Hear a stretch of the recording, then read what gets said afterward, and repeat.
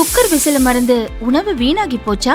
இனி அந்த கவலையே வேண்டாம். வழங்குகிறோம் உலகின் முதல் விசில் கவுண்டர் குக்கர், புதிய அல்ட்ரா குரோனோ. அல்ட்ரா என்றால் ஆரோக்கியம். ரெட்டைமலை சீனிவாசன் பிறந்தநாள் விழாவை முன்னிட்டு அவரது நினைவிடத்தில் விசிக தலைவர் திருமாவளவன் மரியாதை செலுத்தினார். அமைச்சர்கள் மட்டுமின்றி அதிகாரிகள் அனைவருமே எங்கு சென்றாலும் இந்தியா முழுவதும் உலகம் முழுவதும் இப்போது ரீல்ஸ் போடுவது என்பது வாடிக்கையாக மாறியிருக்கிறது. ஒரு குறிப்பிட்ட ஒருவர் தான் அப்படி செயல்படுகிறார் என்று நாம் சொல்ல முடியாது. சமூக ஊடகம் வலிமையாக உள்ள இந்த காலச்சூழலில் ஒவ்வொரு அசைவையும் சமூக ஊடகங்களில் பதிவு செய்வது தவிர்க்க முடியாததாக மாறியிருக்கிறது. அது பொது ஒழுங்குக்கு கேடாக இருக்கும் என்றால் நாம் சுட்டி காட்டுவோம். கட்டாயம் அமைச்சர்கள் அதை உள்வாங்கிக் கொள்வார்கள், தேவைப்பட்டால் அதை தவிர்ப்பார்கள் என்று நான் நம்புகிறேன். தாவேகா கூட்டணியில் இணைந்து விட்டோம் என்று சொல்வதற்கு அதிகாரபூர்வமான எந்த நிகழ்வும் நடைபெறவில்லை என்ற கருத்தை சொல்லியிருந்தேன். இப்போது ஜூலை 1ஆம் தேதி கூட்டணி தொடர்பாகத்தான் முதலமைச்சர் ஆதரவு நல்கிய கட்சிகளோடு பேச்சுவார்த்தை நடத்தினார், பேசினார், கலந்தாய்வில் பங்கேற்றார்.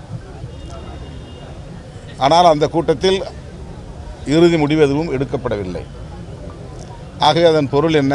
இன்னும் தாவேகா தலைமையில் ஒரு கூட்டணி அமையவில்லை என்றுதான் பொருள். விடுதலை சிறுத்தைகள் கட்சி அமைச்சரவையில் இடம்பெற்ற உடனே திமுகவுக்கு நாங்கள் துரோகம் இழைத்து விட்டோம் என்று ஊடகத்தலங்களில் பலரும் விமர்சனங்களை வைக்கிறார்கள்.